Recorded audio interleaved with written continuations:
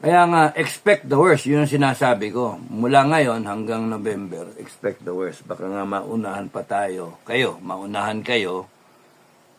Yun ang fear namin ni Colonel Metran.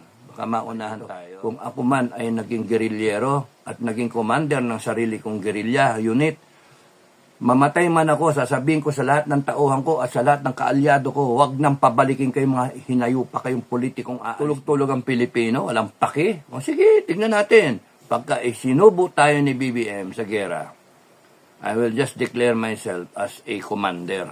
Ito nga mga kababayan, bago natin ituloy ang video na ito, kung bago ka lang sa aking YouTube channel baka pwede makahingi ng like at subscribe at click mo na rin ang notification bell para updated ka sa aking nilalabas na bagong video. Salamat po. Parang sinasabi ngayon ni Biden sa buong mundo, sige, subukan niyo yung ginagawa ninyo, talagang yayariin namin kayo, parang gano'n ang dating. Tapos, the Philippine-US relationship is ironclad.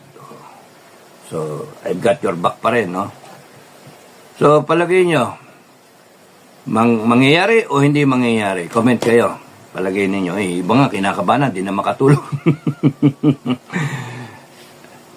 It's really, I think the right question should be, hindi yung kung mangyayari yan o hindi mangyayari, may gigera ba tayo, hindi. Ang dapat tanongin ninyo sa sarili ninyo, handa ba tayo? Handa ba tayo? Kung sa national level, ang tanongin, handa ba ang Pilipinas na sumabak sa gera? Kasi wala yung nauna no? Wala yung nauna na iwasan natin to. No to war, neutral lang tayo.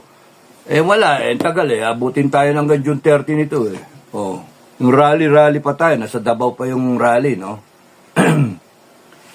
Kaya nga, expect the worst. Yun ang sinasabi ko. Mula ngayon hanggang November, expect the worst. Baka nga maunahan pa tayo. Kayo, maunahan kayo.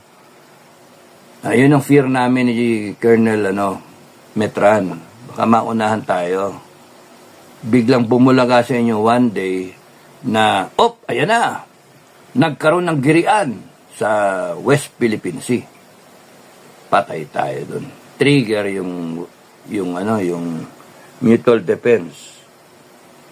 June 25, pagdedebatehan yung BFA. June 25, 2025. If we will extend it or not. Kung ako Amerikano at pag nakikita ko negative ang sentimiento ng Pilipino at baka cancelin ang BFA, anong gagawin ko? Pwede akong magbayad, gamitan ko ng pera. Kasi korap naman dito sa bansa natin. Gamitan ko ng pera. You need $1 million? Okay, $1 million. Tigi-tigi sa kayo. You vote for the extension of the BFA. Ngalabi lang sila. Ay, kawawa tayo. Benta talaga tayo.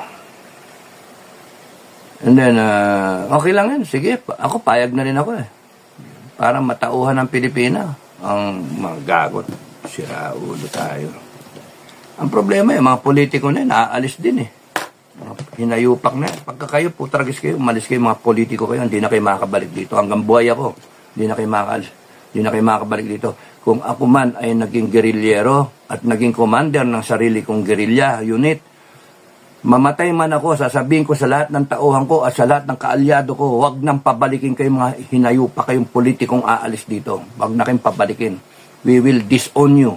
We will even revoke your citizenship. Tarantado kayo. And I can do it because it's wartime. Yun na lang yung akin ino-hope Gusto nyo ng pagbabago? Panalangin ko na lang sige, panoorin ko na lang kayo. Pagka nagkagulo, I will take power. I will proclaim myself as a guerrillero, no? Kung gere, anything go sa gere. Mga anong order ang pagsasabihin ninyo. Anyone who wants to follow me. Ganun lang. Kung hindi mangyari itong mga at tulog-tulog ang Pilipino, walang paki. Sige, tignan natin. pagka isinubo tayo ni BBM sa gera, I will just declare myself as a commander. Magsusuot pa ako meron na ako ranko Magsuot ako ng ranko na 5-star pa nga 4-star. Nahihiya pa ako, 4-star na muna. 4-star na muna. Commander Enrique, Commander Iking, di ba? Commander Survivor. Total, pinromote naman ako ng tao Captain General, no? 4-star. Gawin ko ng 5-star para kauna-unahan ako na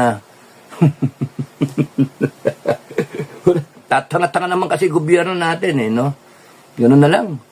Lahat ng gusto sumali sa akin, sumali in the event of a at I will make sure na hindi na makabalik yung mga politiko na yan yung mga politiko na yan aalis lang in times of war at silang inaasahan natin na mag-lead siyang aalis pa para i-secure yung kanilang sarili at pamilya nila.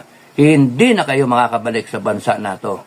Pagkat ako mismo ang magsasabi sa mga tao ko, no? I will make sure na may mabubuhay dyan. may mabubuhay dyan. At sila mismo ang sasabihin nila, patayin yung mga hinayupa kayo. Mga animal kayo, panay kayo sarili iniisip nyo. 117 million Filipinos, 115 million Filipinos, kawawa. Ayun ako. Yung mga OFW, huwag na kayo munang umuwi. Umuwi kayo, walang mangyari sa inyo Bibigyan kayo ng baril, palalabanin kayo. Huwag muna kayo umuwi, OFW. Diyan lang kayo, stay put kayo. Hindi naman kayo apektado Pilipinas. Bakit ba ganun? Parang ang pakiramdam talaga mangyayari yung gera na yan. Hinayupak na yung gera na yan. By anytime. Kasi it can be just one resupply, no? Isang resupply na mission. Magkaganyanan, may dalang baril, pak! Tapos nun, ayan na yung Air Force natin, o kaya yung Navy ships natin. It is war. Mga dinig nyo sa balita sa mainstream media, na bayad naman. It is war with China. World War III starts in the Philippines. Diba? Starts in West Philippine Sea. South China Sea. Balitang-balita pa tayo, no? Pagka nangyari yun, ewan ko sa inyo kung anong gagawin nyo. Ang tanong ko, are we ready for war? Tatlong items. One, meron ba tayong enough na bala, baril, equipment, no? Military equipment? Sagot, yes, no. Sagot kayo. Tatlo yan, equipment, no? Bala, baril. Do we have enough to last for the long haul? May government arsenal tayo, are we producing enough? And for how long? Ano yung production capacity natin per day? Meron ba tayong raw materials? No. Yes, no. Are we ready? Number 2, do you have enough food supplies na nakahanda? Yes, no. Per province, na meron kayong storage facilities na underground o kahit sa kuweba man lang, nakastore, na hindi mababasa, hindi amagin, hindi masisira, hindi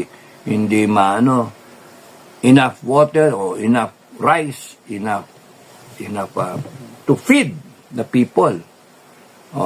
O kaya, meron bang programa ang gobyerno ninyo, mga politiko ninyo, barangay captain, mayor, governor, congressman, na meron kayong animal program, no? Self-reliance program na nagaano kayo ng mga manok para for their eggs o kaya for their meat, daming manok. O kaya baboy, o kaya kambing, kuneho, lahat ng pwede, edible ng mga karne ba? Yes or no? Or nag-i-stock up ba kayo ng enough na delata gaya ng ginagawa ko sa Matikas Challenge? Meron ba tayong Matikas Challenge on a national scale? Wala sa individual capacity nga wala nga Ako lang. Yung mga sumusunod na Pinoy Survivor. Kaya kung kayo'y nanonood, seryosohin nyo, balikan ninyo yung mga old videos ko, Matikas Challenge, At yung mga nakakaintindi doon sa Matikos Challenge, yung magtatanong, sagutin ninyo. Napakaswerte ninyo at napanood nyo ako. Like, share, subscribe. Panoorin po, Charagis, ano.